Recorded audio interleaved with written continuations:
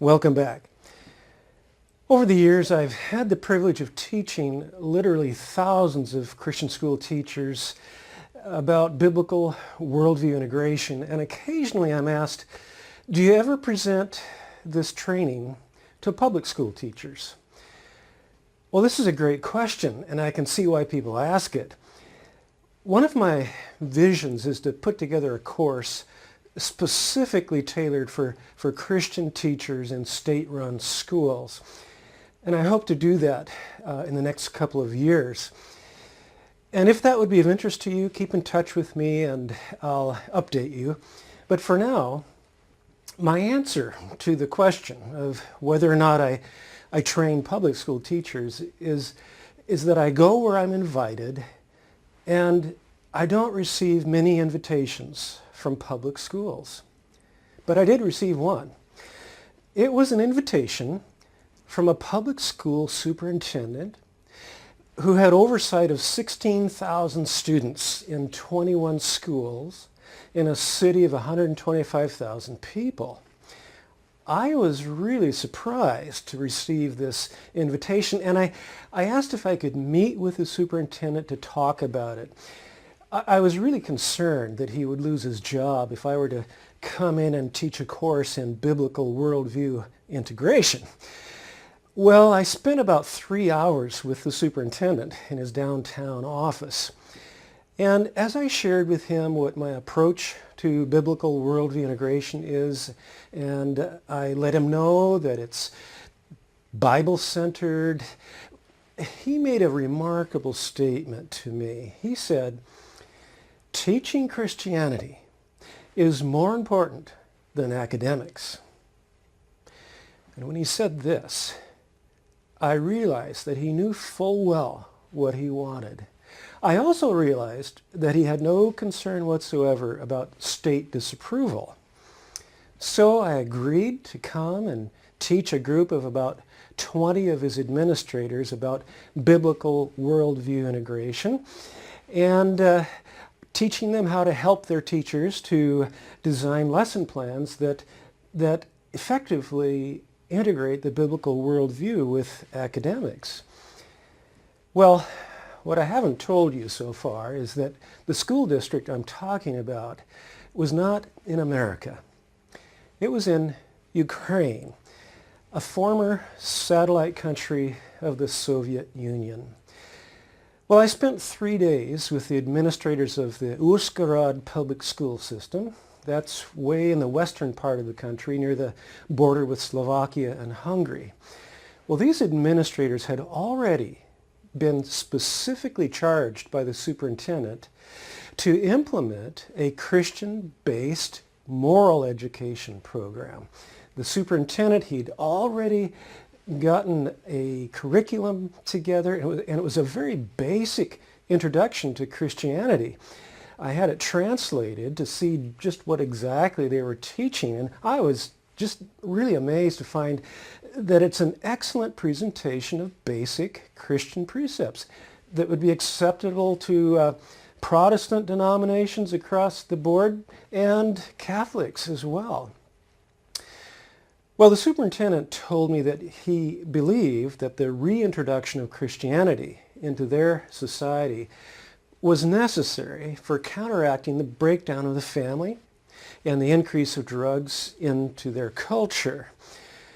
Well, what's really remarkable about all of this is that during the Soviet days, it wasn't permitted for a school teacher to talk about Christianity in a positive light. And if you were a known Christian, you certainly would not have been hired to teach school. For that matter, you wouldn't be allowed to attend the university. Well, during my time of instruction in Uzhhorod, about 4 of the administrators really stopped coming to the sessions, and they were very upset with what I was teaching. And I talked with the superintendent about it, and he said to me, "Well, we still have some atheists left." It was like water off a duck's back, and this man was on a mission. While I was in Uzhhorod, I was invited to visit one of the schools, and so I went with my interpreter, and a friend of mine who had a video camera, and I'd like you to take a look at what I saw and heard. Вода морська, як сказала вчора жінка, сіла в машину. Така така морська. Місяць спорту это и школа, да? School.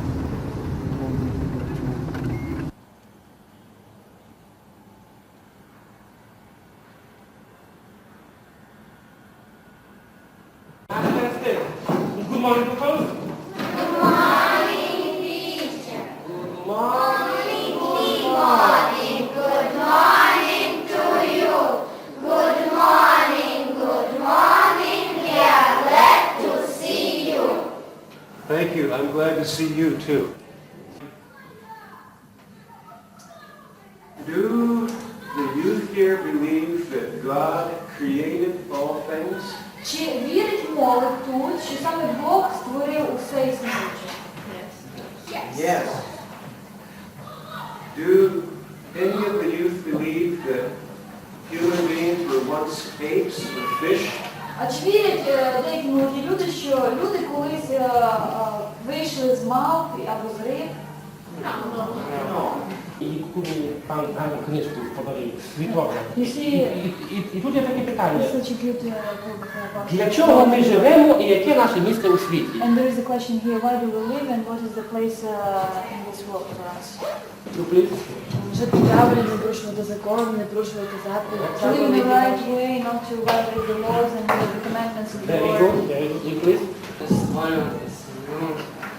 Also to live, to build family, to believe in God. Is it possible for you to pray at school? Чи вам дозволяється, чи можливо для вас молитися в школі? Is it possible for your teachers to pray at school? Чи можливо для ваших вчителів молитися в школі? Is it possible for your teachers to read the Bible at school? Монахи.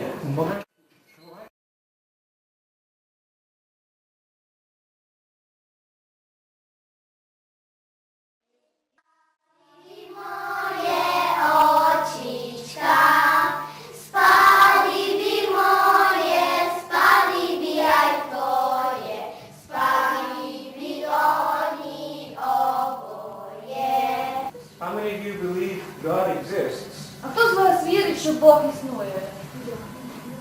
Everybody. How many of you pray to God? А хто з вас молиться до Бога?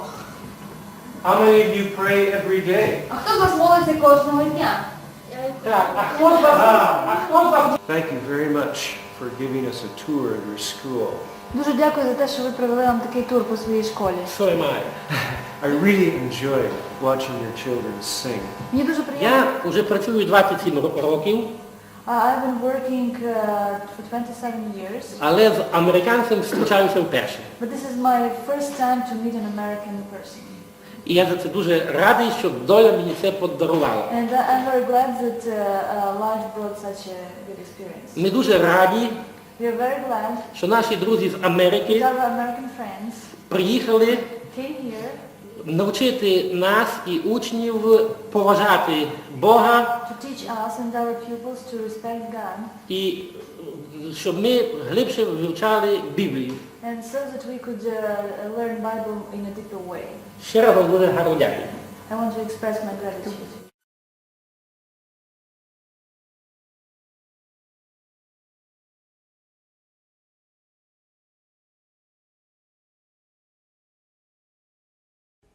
Now when I show that video clip to American audiences, they can hardly believe what they're seeing. And a common response that I hear is, what happened to us?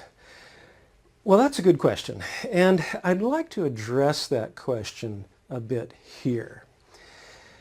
Like the Soviet Union, the United States experienced a revolution in the 20th century. However, the American 20th century revolution was the quiet, slow type. Let me explain. I believe there are two basic routes to societal change. There's the loud and fast route, and then there's the quiet, slow route. Russia, in the revolution of 1917, took the loud and fast route. Shots were fired and people were killed, and change was sudden. And the vocal Christians were actually taken to prison by force at times. Now, America, on the other hand, took the quiet, slow route. I call it the quiet American Revolution of 1859 to 1962. No shots were fired, no people were killed. Gradual change spanned several generations. The Christians didn't realize that they were being taken captive until after the fact, because they were allowed to live in their homes and send their children to the neighborhood schools like nothing was happening at all.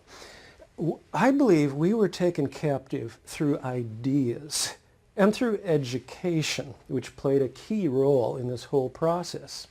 It took several generations to lay a foundation for the pivotal decade of the 1960s.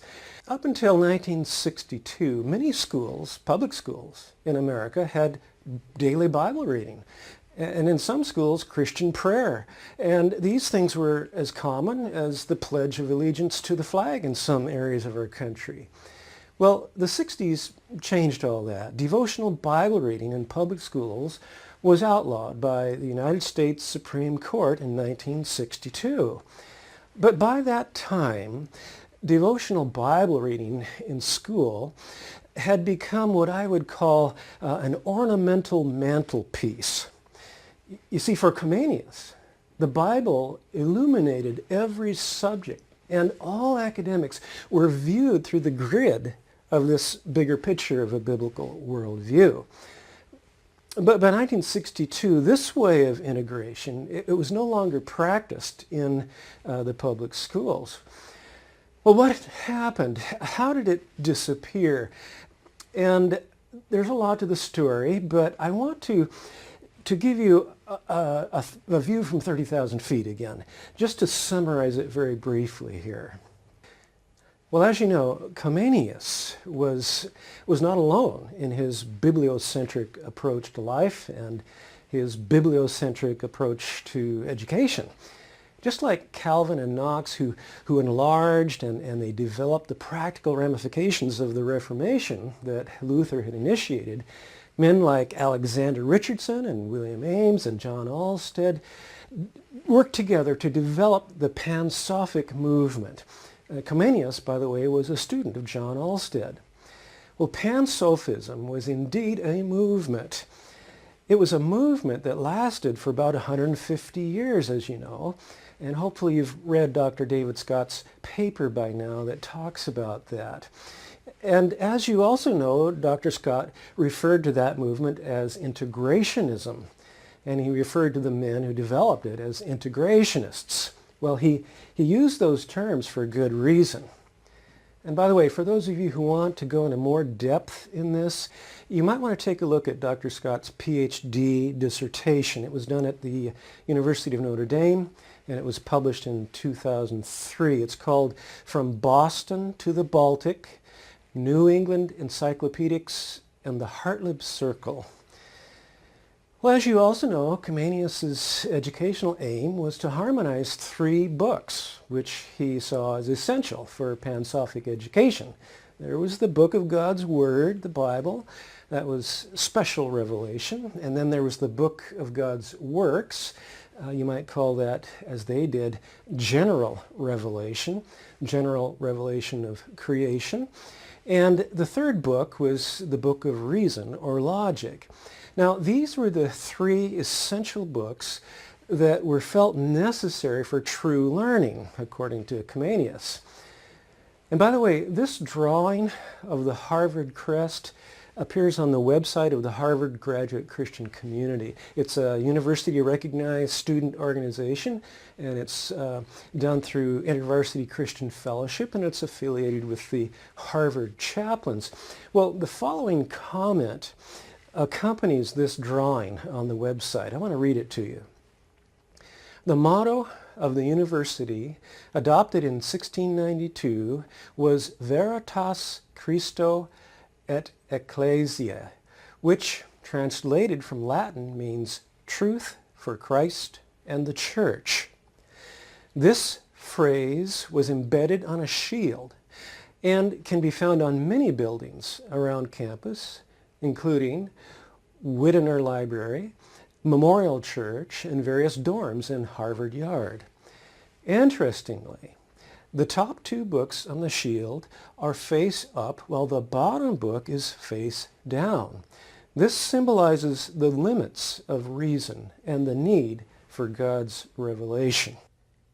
And here again, in this photo that I've shown you before, the photo of the courtyard at Yale, we can clearly see that the lower book, Reason, is facing in the direction of the other two books in a downward position, submitted to the higher books of God's written revelation, the Bible, and his general revelation in creation.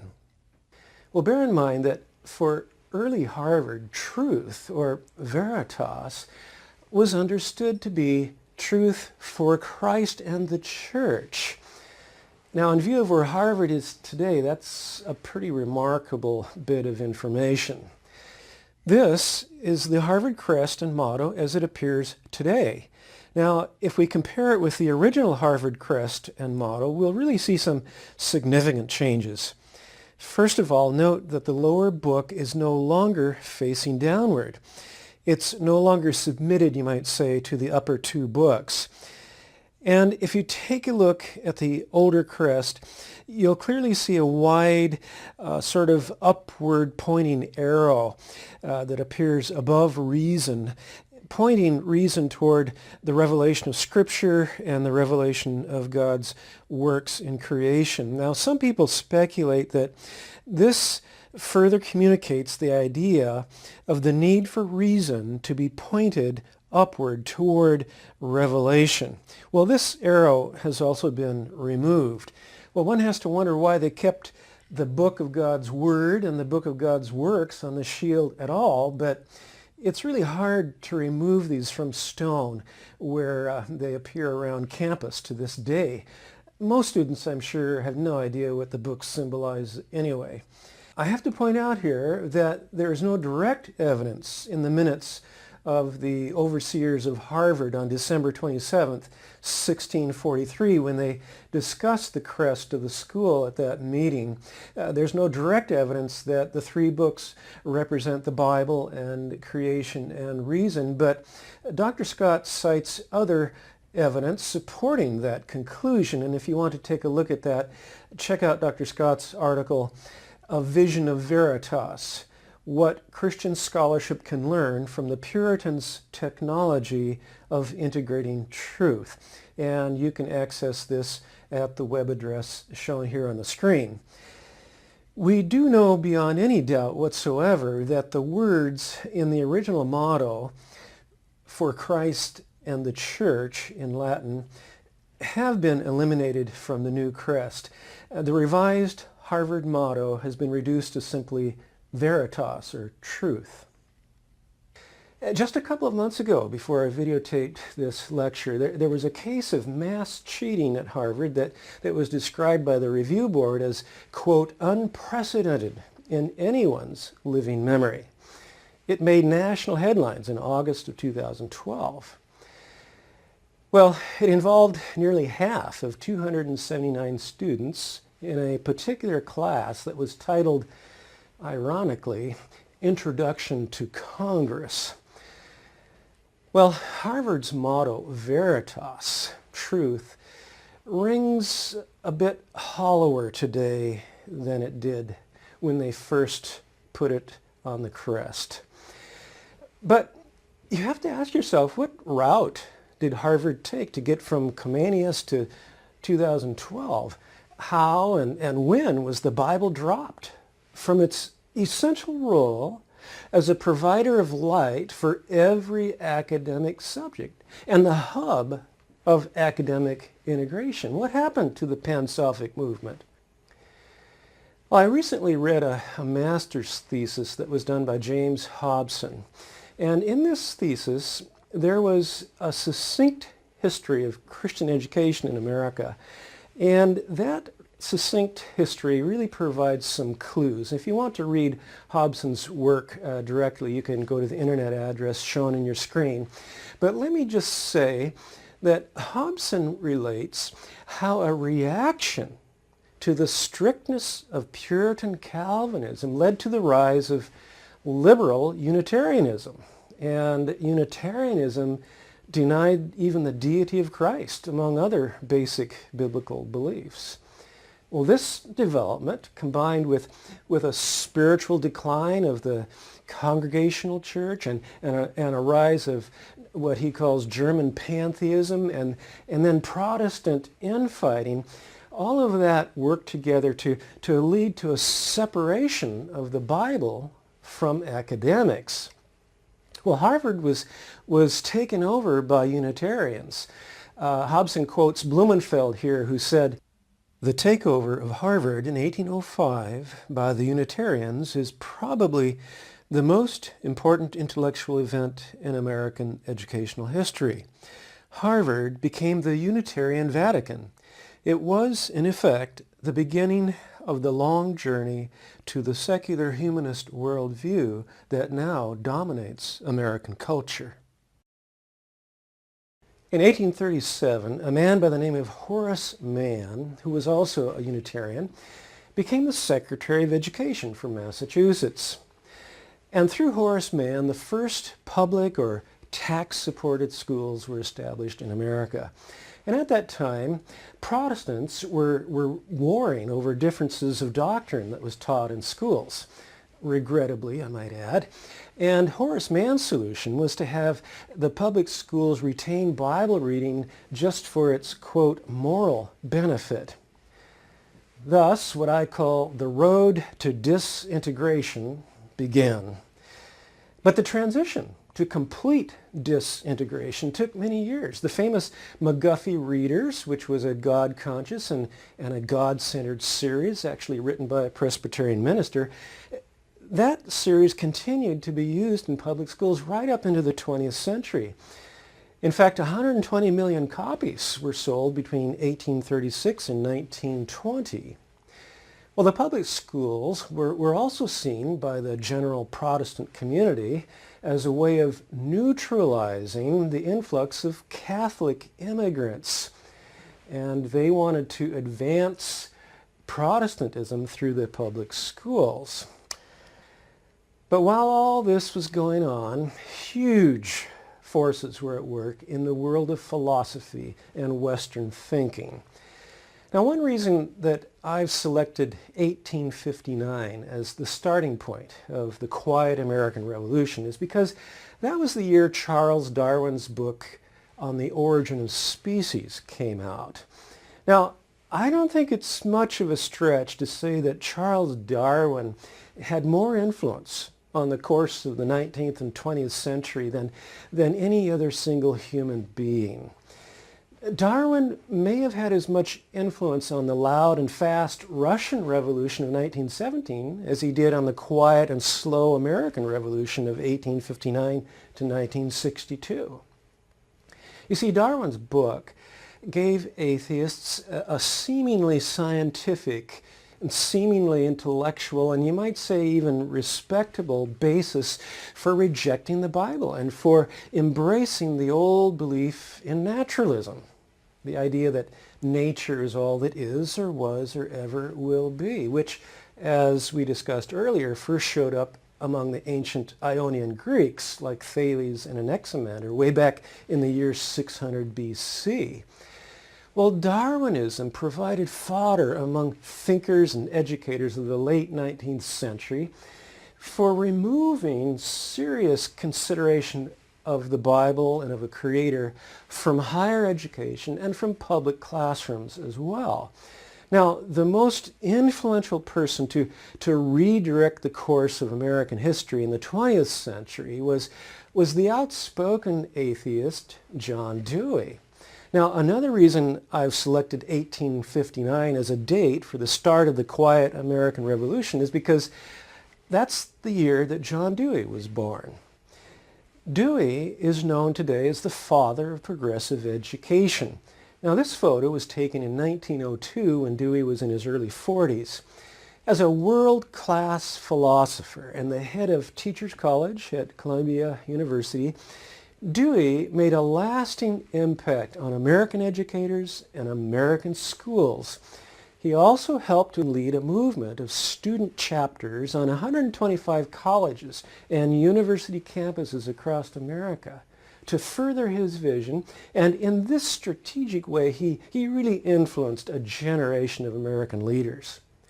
Now, Dewey's ideas were greatly influenced by William James. Now, he was born in 1842, 17 years prior to Dewey.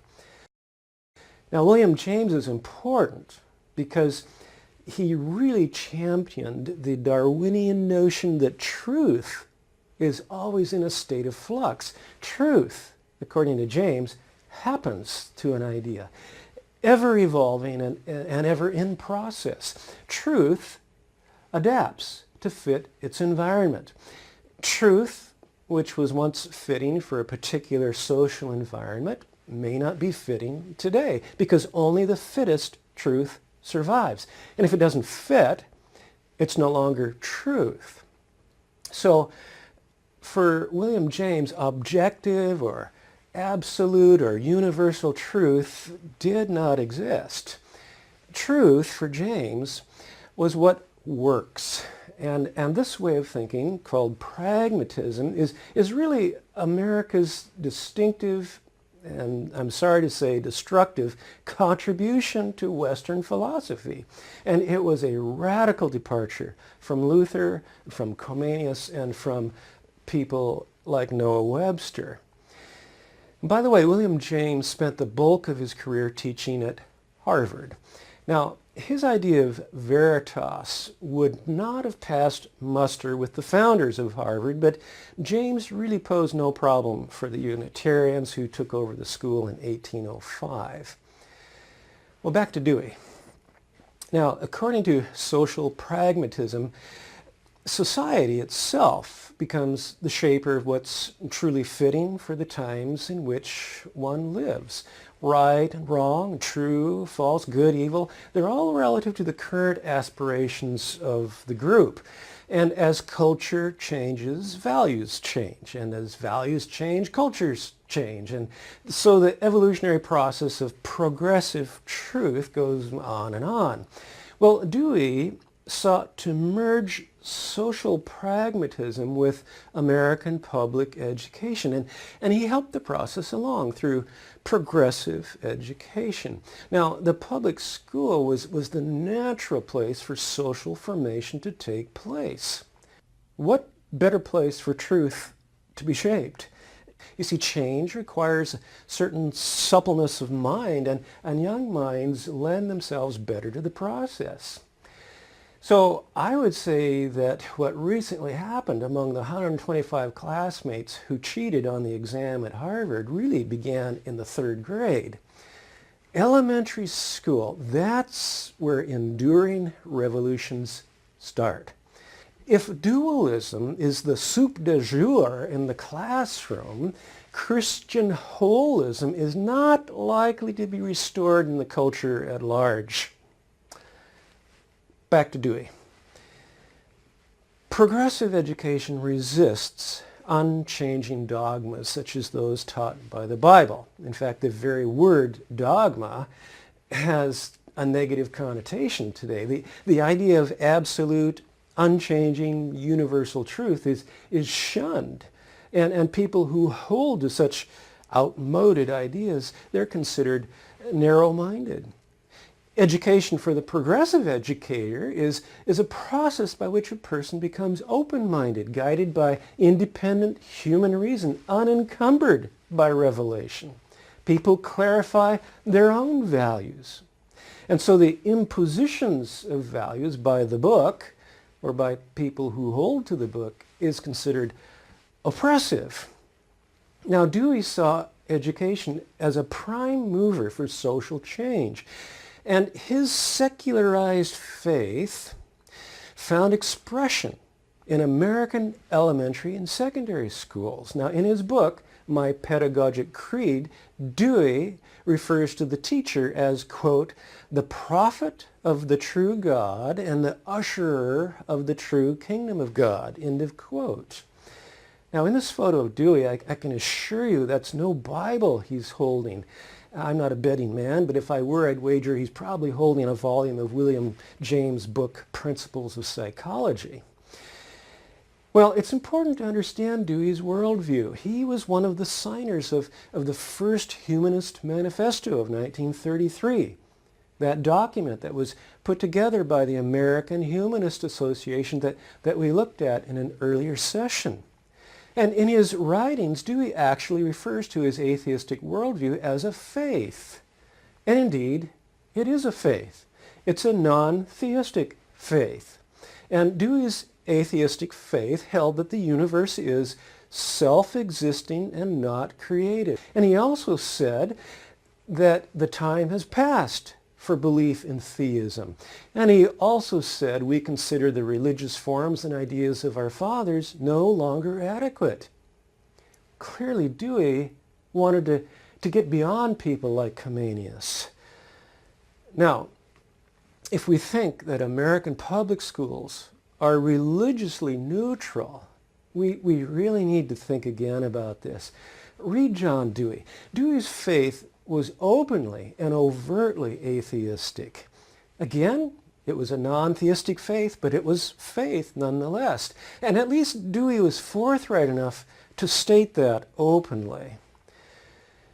Well, I once showed the clip of my visit to the Ukrainian school to a group of young Christians in their 20s and early 30s. And these were not educators. One of them who saw the clip had a very negative response. And his objection had to do with his belief that public education really should not be a place where students are indoctrinated in any religion, Christian or otherwise. Public education should be neutral. What if public schools were indoctrinating children in Buddhism or animism or the Marxist-Leninism that was taught in the Ukrainian schools during the Soviet years? What if a Christian school wasn't available to some parents or was out of their economic reach and their kids had to attend a public school? And what if that school was indoctrinating their kids in Islam? What would Christian parents say about that? Well, those are good questions. In fact, they're so good, I want to talk with you a bit about them before we move on. What this young man did not see and what many other Christians in America apparently don't recognize yet is that no educational system can possibly be neutral. Let me say that again. It's impossible for public schools to be religiously or ideologically neutral. And that's because education, by its very nature, cannot be neutral. Now, let me explain. As we've discussed before, some worldviews are theistic, some are atheistic, some are pantheistic or pananimistic. One of these three basic worldview types will be the underlying, often unspoken faith of any system of education, particularly one that is national in scope. Now, while the word indoctrination has a very negative connotation to most people, indoctrination cannot be avoided in education, no matter how hard one tries. It's always happening either by design or by default. Stay with me here. In a speech that was given on May 26th of 2012, there was a U.S. congressman from Indiana by the name of Andre Carson, who was the second Muslim ever elected to the U.S. Congress, who made a speech at a convention of the Islamic Circle of North America. And he said this, quote, "America will never tap into educational innovation and ingenuity without looking at the model that we have in our madrasas, in our schools, where innovation is encouraged and where the foundation is the Quran." Now, while the words of the congressman were of interest to me, what really interested me more was a comment that someone had written who had also watched this speech on the same YouTube that I had seen. And the comment that the viewer wrote in was this: All schools should be 100% secular by law, even private schools. Religious indoctrination of kids is child abuse, no matter what particular religion they are brainwashed to follow. Well, let's take a close look at this idea. Now, the irony of this statement is really too important to pass up here. The person who wrote this statement says all schools should be 100% secular by law. Now, is this not an imposition of secularism? Is this not an imposition of secularism by legal force? Yet this is, in fact, what has taken place in American public schools. Well, the imposition of secularism on American private schools is not taking place, and I hope it never does, but the imposition of secularism on American public schools, which Dewey called a faith, is commonly accepted as the norm, and it's enforced by American law. Think about what that person who wrote the comment was saying. Religious indoctrination of kids is child abuse, no matter what particular religion they are brainwashed to follow. Well, apparently this person doesn't quite see that the legal force of, quote, 100% secular education on the public at large right now is an issue. This is not seen as religious indoctrination, but as Dewey would have us understand, it really is. Now, this may not be something you've considered before, but the matter of not mixing religion with public schools needs to be carefully re-examined.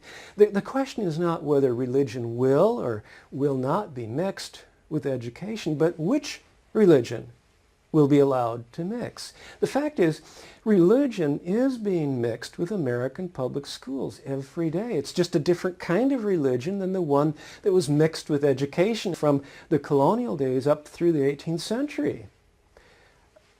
Let me come at it this way.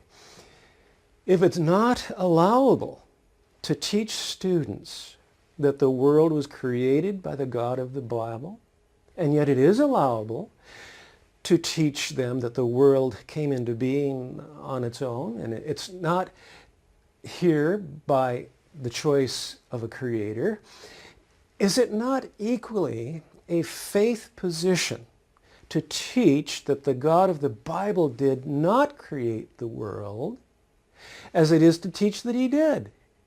If it is a faith position to say the God of the Bible created the world, is it not also a faith position to say, in so many words, or lack thereof, the God of the Bible is not the creator of the world? Are not both statements statements of faith? I believe John Dewey would have said yes. Well, you say, well, who's actually telling kids that the God of the Bible did not create the world? Well, my response is to teach students that the God of the Bible did not create the world really can be done very effectively without using those specific words. A teacher does not have to stand up in front of a class full of students and tell them that the biblical notion of God creating all things is fiction in order to communicate the idea that it is. All a teacher needs to do is never mention the God of the Bible in a serious way.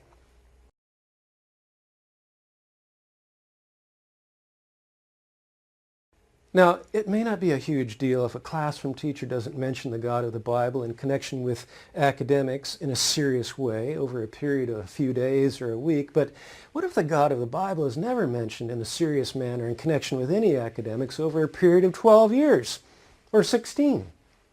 And then if you add to this some specific instruction in Darwinianism and teaching Darwinian evolution as though it's unquestioned fact, which does not require a creator, by the way, and you have indoctrination with a capital I. It's a different kind of indoctrination than commonly occurred in America up until the 19th century, but it is indoctrination just the same. Consider this. If it is not allowable to teach young people that God has spoken to humanity through the Bible, and that his word is a universal standard of moral order for all, and yet it is allowable to teach, in so many words or lack thereof, that the Bible is not humanity's ultimate standard of morality, or that man is the measure of all things, or that truth happens to an idea and evolves. Remember, a teacher doesn't need to use those exact words to effectively communicate the idea, especially over a period of 12 to 16 years. This is indoctrination with a capital I. All education is faith-based. All schools are faith-based, whether they're public or private. It can't be any other way, for all education is based on certain fundamental assumptions that the teacher or the school accepts by faith. Dewey called it a faith, and he was correct to do so. It's really impossible to divorce education from basic faith positions of one sort or another. It's impossible to divorce education from indoctrination of one sort or another. The superintendent I met in Ukraine really understood this. Somebody's faith will end up being the guiding factor in the school, whether by design or default. And let me further point out that the faith of some 20th century American humanists is no passive sort of faith, nor is it just private and personal. Back in 1983, there was a humanist activist by the name of John J. Dunphy who wrote an article in the Humanist magazine in which he stated this: "The battle for humankind's future must be waged and won in the public school classroom by teachers who correctly perceive their role as the proselytizers of a new faith. These teachers must embody the same selfless dedication as the most rabid fundamentalist preachers, for they will be ministers of another sort, utilizing a classroom instead of a pulpit to convey humanist values in whatever subject they teach, regardless of the educational level, preschool, daycare, or large state university. The classroom must and will be an arena of conflict between the old and the new, the rotting corpse of Christianity, together with all its adjacent evils and misery, and the new faith of humanism." Now, this does not mean that all students going through the American public school system will become atheists. Of course not. But if they are Christians coming from Christian homes, I can almost guarantee you that most of them will come out of such a system as a dualist, thoroughly infected by SSD, the sacred secular divide, and most of them will accept the sacred secular divide as normative. This is my concern. An acceptance of that dualism that effectively neutralizes the role of the body of Christ in the world. It privatizes us, and it takes the savor out of the salt. And I dare say if this continues much longer, we will be trampled underfoot. And in some arenas today, Bible-believing Christians are already denigrated. They're labeled as bigots or intolerant people or hate speechers if they don't go along with the non-biblical creed of the postmodern world. Now, secularized culture is anything but neutral.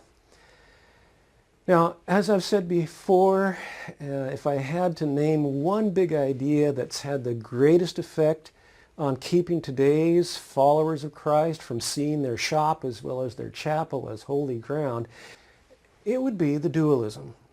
Dualism that has appeared in various forms throughout history since the days of Plato, and it has really plagued the church off and on for centuries. And as I said earlier, it's a problem as common as a $20 bill, and it's so deeply ingrained into our culture that most of us grow up taking it for granted. And it has been reinforced by an educational system that has successfully separated or disintegrated the Bible from serious connection with academics, and it's relegated the Bible to the weekend or to a narrow slice of life people call religion or to their personal beliefs. And this process of compartmentalization in the minds of most present-day Americans, many Christians included, it really has been thorough and it's nearly complete. Now, some Christian parents may think that public education is not really a problem because they went through the system and they turned out okay. Well, my question to them is, did you? Did you turn out okay? Are you thinking holistically about things? In your schooling experience, did you learn to think holistically about math and history and literature? Now, some of you might be saying, I went to a Christian school and I didn't come out thinking holistically either. Well, this is a problem, and that's one reason this course was created. Like an epidemic of measles, dualism really has infected nearly every Western institution to one degree or another, both public or private, including the church, I'm sorry to say. And having gained increasing momentum over the past 150 years, the problem is really running in high gear now. And all this brings up a difficult question I'm sure that some of you have right now is, should public schools be, quote, reclaimed by Christian theists? Well, maybe we could start with Harvard being reclaimed by theists. Now, I do believe in miracles, but it doesn't look like that's going to happen real soon. Now, for what it's worth, I'll give you my thoughts briefly on the matter of reforming public education, because it's a question I'm sure that many of you have in your own mind. But when I make these comments, I want to underscore the fact that I'm in no way speaking for any university that may be making this course available to you via distance learning. These are strictly my personal views. You can take them or leave them, like everything else in this course. Well, I believe that Christians should be involved in the public system as teachers and as administrators, if they can be. And if all the Christian teachers and administrators left the public system, I believe we'd be in a far worse stew than we are right now. But as long as Christian teachers are not able to teach holistically in the public school classroom, and by holistically here, I'm referring to the biblical integration that we're talking about in this course. If they're not able to do that, the problem of dualism will only be reinforced and perpetuated. At the current time in American public schools, the prevailing worldview, the operative faith, is secularism. It holds a monopoly. Maybe it will be different 200 years from now, but it's the reigning philosophy of public education right now. In fact, it's the operative philosophy of the public sector in general. That's just the reality of the situation today. Now, one can say that Christian parents can choose a Christian school alternative for their children, but really not all of them can. And although homeschooling is a possibility for many, it's not a reality for all. Now, if the state is going to require an education for all, which it does, the question is, how can parents be given an authentic choice with respect to the kind of education they want their children to receive? Well, this is an issue that goes way beyond the scope of this course, and I think I can just say that some sort of voucher program has a lot of merit. In my opinion, it's the just thing to do. It's the fair thing. Even if all parents, however, did have the option of selecting a school that teaches holistically from a Christian base, all American kids today are growing up in a secularized culture, and it's impossible to avoid that no matter what school they attend. So, this brings us to the question of how can the Christian community equip young people to discern the difference between truth and baloney, and to help them effectively sort through the two, no matter what context they may find themselves in, whether it's school or outside of school. If we can help our kids to work through this process of separating the truth from the baloney, whether they're in a Christian school or in a public school, if we can help them do that, we will be giving them a lifelong gift that will keep on educating long after their formal schooling is over, no matter what school they attend. Now, if you're teaching in a Christian school, you can thank the Lord that you still have the freedom to teach openly and unambiguously from a biblical perspective and to overtly help the next generation to see things through the framework of a biblical lens. Thank God for that freedom. There are many opportunities to do this in the course of a typical day in a Christian school. By the way, if you're a pastor or a youth pastor or a parent, you also have that opportunity. And this tool that I'm about to share with you is one that can be used in all of those contexts. Now, I call it the truth and baloney detector. Now, as with the other tools I'm presenting in this course, the truth and baloney detector it's really simple in principle and it's basic in its format, but I have to admit it does take some serious thinking and practice. It's not a tool to use once in a blue moon, but it's a tool to use regularly until it becomes a mental habit for the rest of your life. And I'm speaking to you adults who are watching as well. It's a very practical tool that looks like this. Now, to print out a blank copy of this template, go to the course content area of the distance learning platform and open session 8. And here you'll find a blank template to print off. And also, I would encourage you to copy that onto your hard drive in your own computer for ongoing use. Why don't you turn this on pause now so that you can do that. Now, it is a requirement for this course that you use this tool to do your own analysis of a film or a TV program. And it's also a requirement that you teach this tool to a group of students or peers or parents.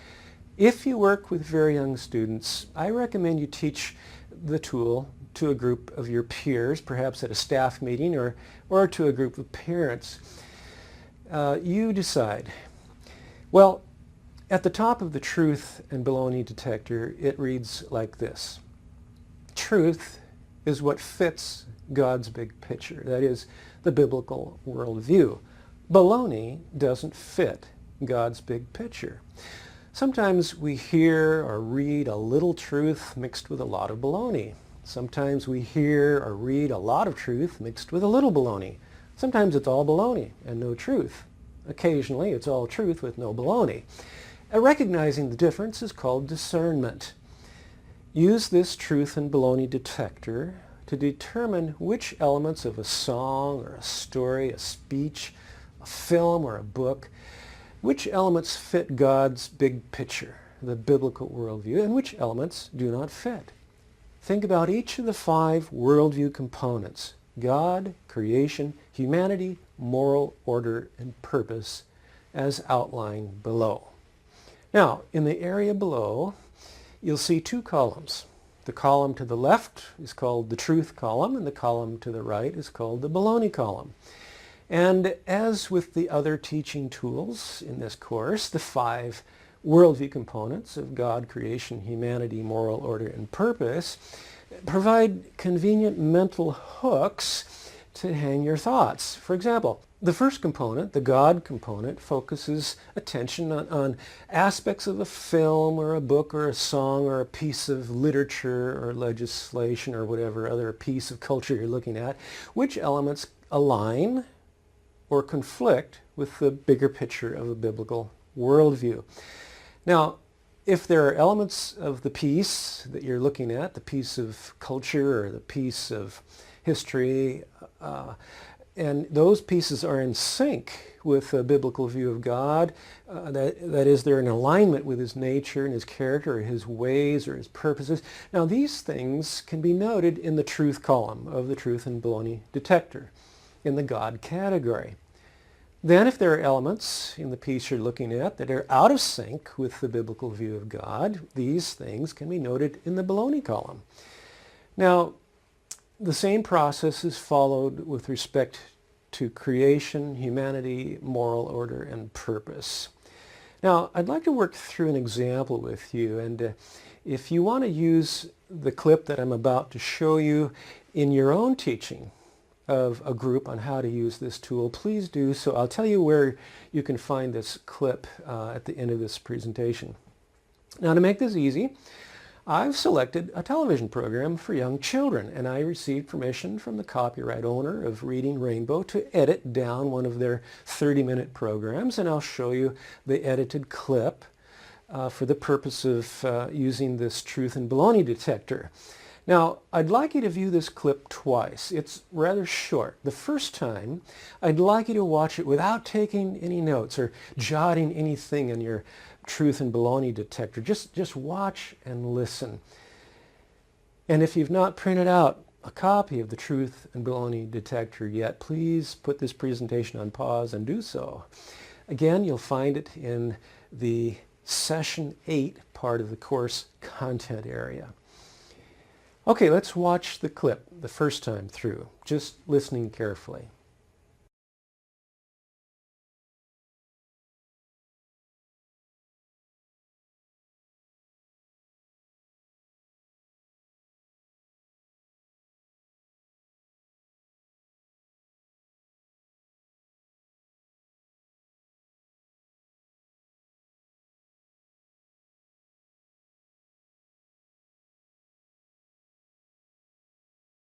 You know, when I look at all of these wonderful things that come from the earth, it makes me want to stop and say thanks. And a lot of people feel the same way. To be a human being is an honor, and we offer thanksgiving for all the gifts of life.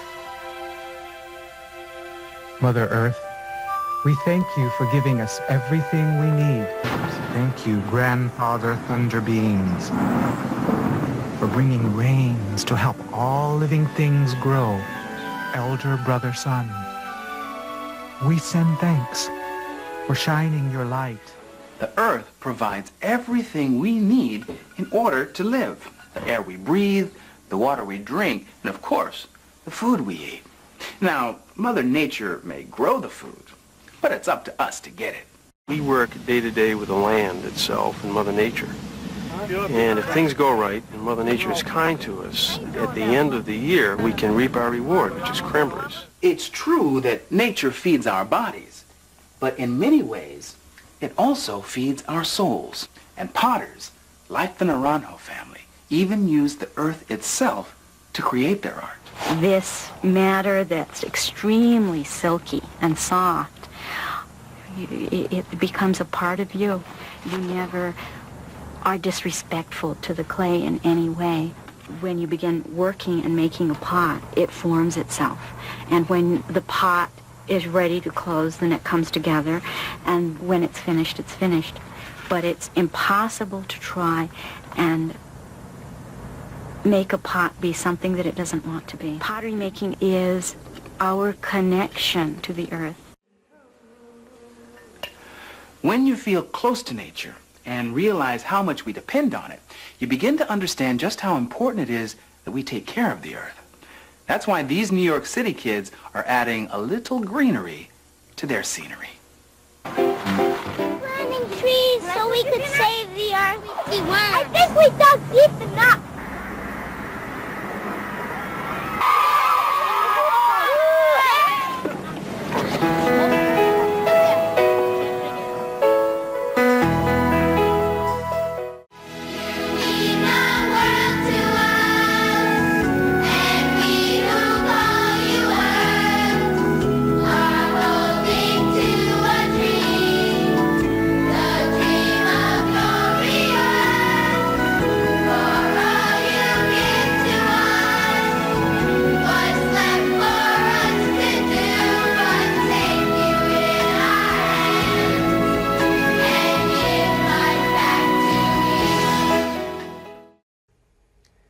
By the way, would you consider this educational program neutral?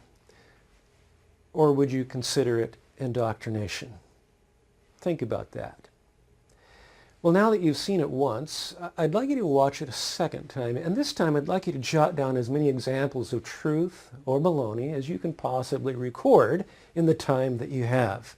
And as you do this, consider what is being assumed, what is being taught, what is being ignored, and what is being implied. Now let me repeat that because it's important to realize that when we're analyzing television, film, art, literature, whatever it is, we are not just to think about what is being directly said.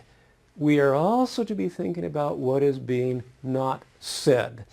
Think about what's being stated, but also think about what's being assumed, what's being ignored, or what's being implied. And remember to look for things that are in harmony with the biblical worldview and look for things that are in conflict with it. Here we go. You know, when I look at all of these wonderful things that come from the earth, it makes me want to stop and say thanks. And a lot of people feel the same way. To be a human being is an honor, and we offer thanksgiving for all the gifts of life. Mother Earth, we thank you for giving us everything we need. Thank you, Grandfather Thunder Beings, for bringing rains to help all living things grow. Elder Brother Sun, we send thanks for shining your light. The earth provides everything we need in order to live. The air we breathe, the water we drink, and of course, the food we eat. Now, Mother Nature may grow the food, but it's up to us to get it. We work day to day with the land itself and Mother Nature. And if things go right and Mother Nature is kind to us, at the end of the year, we can reap our reward, which is cranberries. It's true that nature feeds our bodies, but in many ways, it also feeds our souls. And potters, like the Naranjo family, even use the earth itself to create their art. This matter that's extremely silky and soft, it becomes a part of you. You never are disrespectful to the clay in any way. When you begin working and making a pot, it forms itself. And when the pot is ready to close, then it comes together. And when it's finished, it's finished. But it's impossible to try and make a pot be something that it doesn't want to be. Pottery making is our connection to the earth. When you feel close to nature and realize how much we depend on it, you begin to understand just how important it is that we take care of the earth. That's why these New York City kids are adding a little greenery to their scenery. Planting trees so we could save the earth. I think we dug deep enough.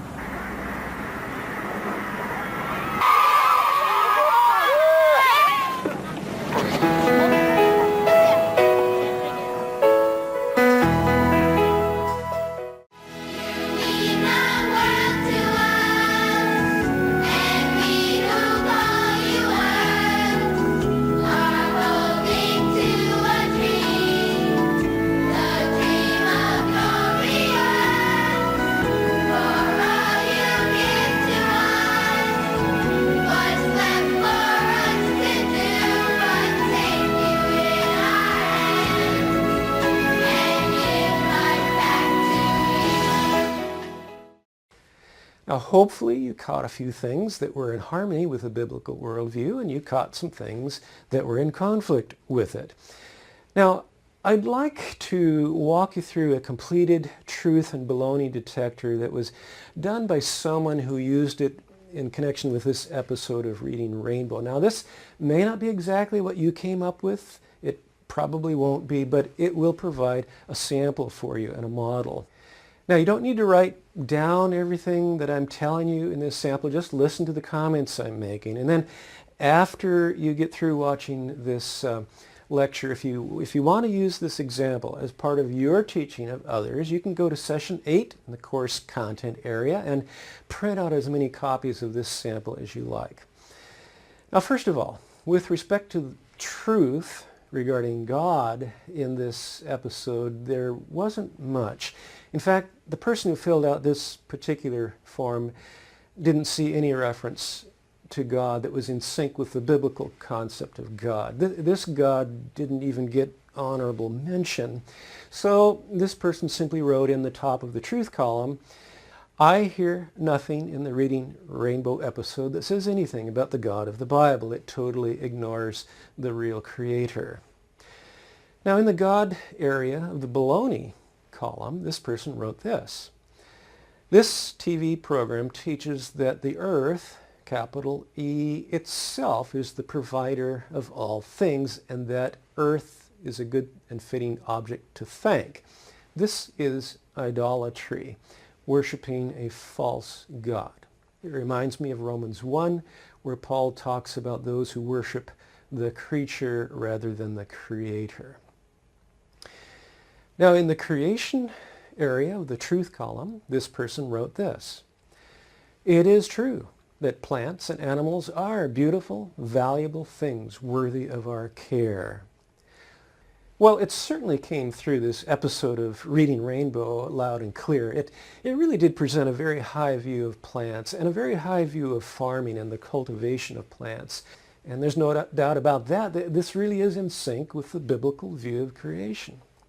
But in the baloney column, with respect to creation, this person wrote the following. This program teaches that nature, capital N, is the giver of good gifts such as crops, and nature is the provider of the air we breathe and the food we eat. This lifts nature above God and replaces God with nature. The scene about forming a clay pot teaches animism, that nature has a spirit or a mind of its own. The idea of giving back to the earth assumes that we owe something to Mother Earth. Well, notice how this person is using quotes and referring back to specifics in the TV program to support the analysis and to justify the designation of these elements as baloney. Now in the humanity area of the truth column, this person wrote, we have an amazing ability to manage plants, animals, and the things of the material world, such as clay. It is a privilege and a responsibility to manage these things well. Very true. But in the humanity area of the baloney column, this person wrote this. This program implies that people ought to take directives from nature, capital N, and that humans are subject to nature. This contradicts God's first commission to humans to rule over his creation. This program teaches that we should serve Mother Earth instead of Father God. Now in the moral order area of the truth column, this person wrote, it is good, proper, and right for people to give thanks. People should not be wasteful or harmful to the environment, but take care of it. This is part of the role that God gave humans when he first created us to govern over or steward all the earth. However, in the moral order area of the baloney column, this person wrote the following. This TV program condones thanking Mother Earth. It implies that what is good for nature is right for human beings. This elevates nature above God and humans. Moral order here seems to be earth first, humans second, never mind the God of the Bible. In this program, there is no higher law than love nature. Again, this is idolatry. Now, at the bottom, in the purpose area of the truth column, this person wrote the following. Caring for plants and animals provides a great purpose for human beings. Well, this certainly was implied by the Reading Rainbow episode. But in the purpose area of the baloney section, this person wrote the following. In this TV program, there is a calling to save the earth and to serve nature. This is a purpose that is totally earth-centered, with no mention of accountability to the God of the Bible or serving him through the way we manage plants, animals, and clay, etc. Well, this is just one person's analysis of what the Reading Rainbow episode communicated, either directly or by implication. And again, it may not be exactly what you wrote, but you get the basic idea. Now comes the fun part. You get to go out and watch a film or a television program of your own choosing and fill out the truth and baloney detector and send it to me. And it would be most helpful if you'd fill it out on your computer so you can email it to me as a Word document. Now, use the blank document that's found in session 8 of the course content and copy this blank form into your computer hard drive, and then from there make a copy that you can save with whatever name you want to give it and then forward to me. Now, this tool can be used in a wide variety of contexts. For example, analyzing literature or analyzing current issues, and all the way between. It can be used to analyze a piece of art. It can be used to analyze an event in history or to critique any human behavior. It can also be used by church youth pastors too. In fact, I urge you, if you are a youth pastor, to use this tool. In fact, this whole course would be good for youth pastors. Now, because Christian education isn't just something that happens in formal schools, I hope that parents will also use this tool as well at home. And if you're a teacher and it's unlikely that your parents will take this course, then I challenge and urge you to teach them yourself. I hope that you will train your students to use this tool outside the school context too. Now, speaking of outside the school context, in the next session, I'll be sharing a tool that moves us out of the arena of academics into the arena of life beyond the four walls of the classroom. Now, it's a tool that you will find helpful too for making connections between the bigger picture of a biblical worldview and the daily challenges of your own work as a teacher. I call this tool the Biblical Worldview Finder. It's a tool that you'll be able to give to your students to help them resolve conflicts on the playground or interpersonal issues at the high school level. It's certainly a tool your students can take with them to use for the rest of their lives in the context of whatever they do. And this too is a part of holistic Christian education, because holistic education is education for the whole life and every aspect of it. It's not just limited to academics. Well, I'll see you in the next session.